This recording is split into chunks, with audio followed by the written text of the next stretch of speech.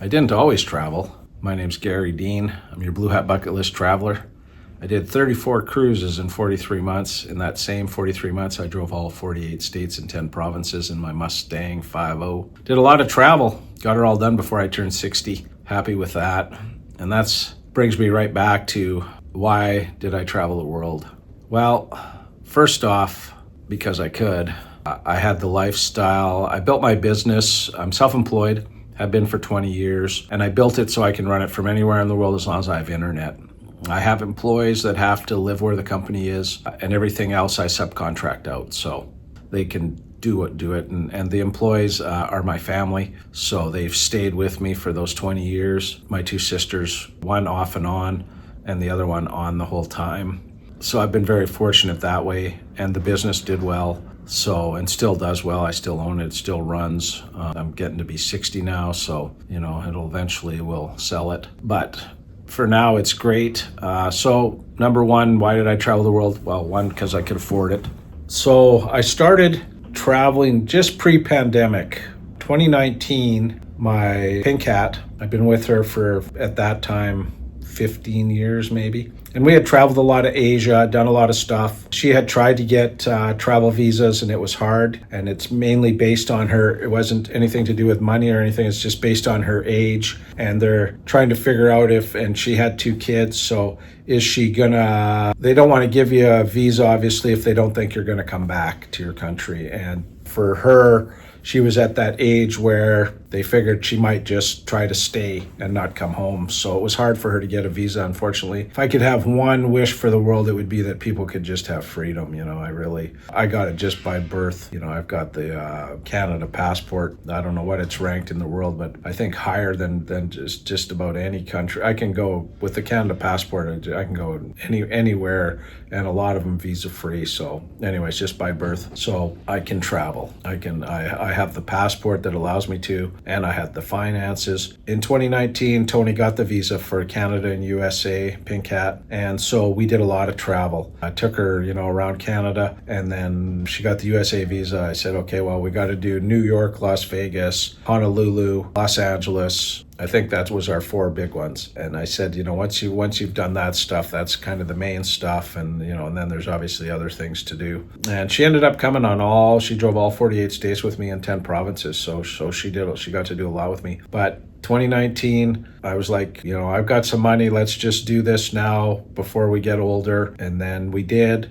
We did those 4 big trips, and then boom, pandemic hit. And so for 2 years, I didn't see her. I had gone home. I was worried about what the world could be, and I had to be around for my business. So for 2 years, I didn't see her in person, and I couldn't travel. And then in October 2022, in June 2022, I gave my mom a Alaska cruise for her birthday. And I knew she loved Alaska cruises. It goes out of Vancouver where she lives, so it's easy for her. And I'd never been on a cruise, but I wanted to try it. I'd seen lots of great videos and, beautiful photos, mostly of, disembarkation, which is leaving the port, the amazing view as the ship leaves the cities. I just thought, man, and the how fancy the ships looked. So the pandemic kind of showed me that, you can have the money, you can have the time, you can have the freedom, you can have everything, but timing is everything. I get on that cruise ship. NCL Jewel was my first cruise, Vancouver to Alaska, 7-day return. And I saw people that, due to health issues, weren't good at traveling anymore.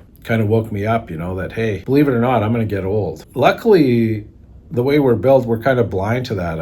I find anyways, it's like, oh, they're sure old, hey, it's, I myself, I just speak for myself, I guess. I didn't really see that coming, and I still had my health. I've always, because being self-employed, I have time for exercise. I get to the gym. I've always been into fitness, always fighting that extra couple pounds too, so, especially now I've been around my mom for a month, and, I put on a few pounds with that home cooking. My mom's a great cook, and, so I've always been healthy, and it's not just fitness and anything, a lot of it's genetics. You need to be lucky that way too.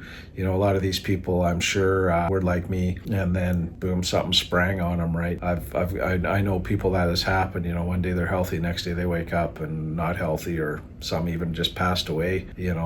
So I had my health, and I saw what happens when you don't have your health. And traveling is not easy anymore. They can't get up and down the ramps. They need help to do everything. They even need help in the buffet, somebody to help them with their tray. Like it's and some of them, that's why they cruise. It's like a full-time, it's like a care home, really. The staff is very, very sweet to them, and that's great. But for me, I didn't, I don't know, just the way I'm built, I guess. I really don't want, if that's how my life is, I'm going to stay home, honestly. I just got off a plane. We did a 14-and-a-half-hour flight from New Jersey, EWR, to Cape Town. There was a guy laying on the floor by the emergency exits, that space there, big size guy, and having heart trouble, and luckily, I don't know what happened, if they gave him some aspirins or what straightened him out, but we didn't have to divert. I've never been diverted, but I thought this time this just might happen. This guy was down and out, and I honestly don't know what happened. I went back to my seat, and I'm not a doctor, nothing I'm going to do. So I just saw him because I was using the washroom. So health is a big thing of it, and if I didn't have it, I wouldn't even do it. I don't. So I set a goal. I'm like, I wanted to get it done before I turned 60.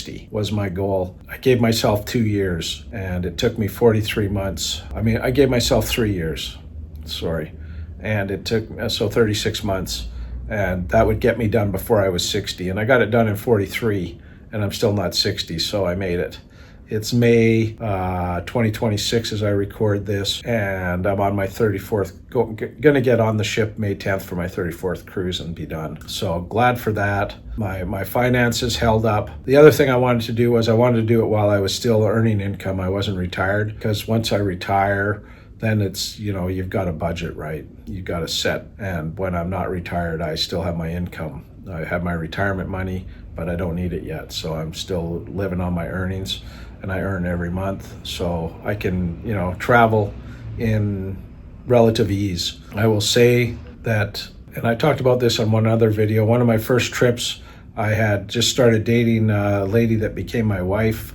We lived in Vancouver, and we didn't even have a good enough car. I borrowed my mom's brand new car, her Toyota Corolla, to drive down to Los Angeles. This would be our first kind of holiday together, and one of my first big trip, really. We couldn't afford flying and rental cars. We needed to drive. My mom was nice enough, lent me her car.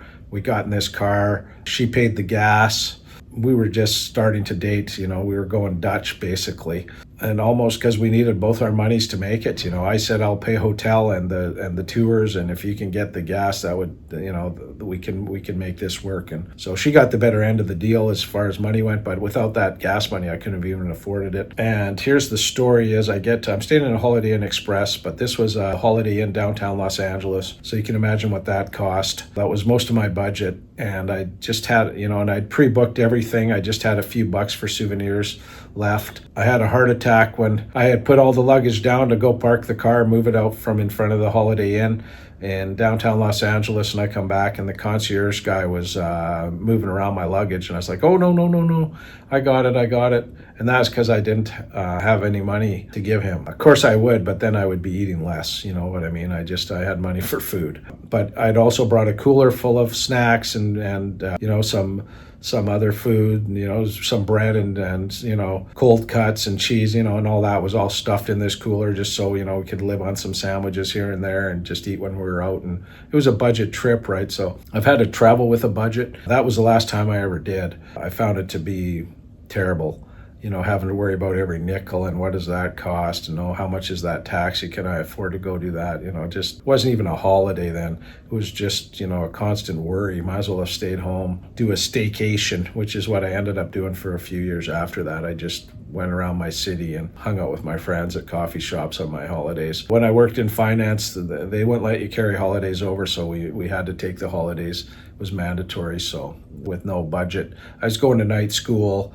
I was working full time, going to night school, and living in a big city, so it was expensive. So, and I was living alone. We ended up getting married, and with two incomes, we got to travel to Vegas and do a little bit more, but still not a lot of money. I didn't get financially, so I could afford travel until I got my own business, self-employed, and then I'm the boss. I can make as much as I can. There's no limit. So I did that, and that's what helps me to travel. And what does it cost? I don't even know. I don't have to look. The credit card bills get paid, and I travel, and I did. But now I'm done, and when I'm done, I'm done. I'm going to actually retire from traveling. I saw it anyways. I saw it, and I don't need to see it again. I find things very boring.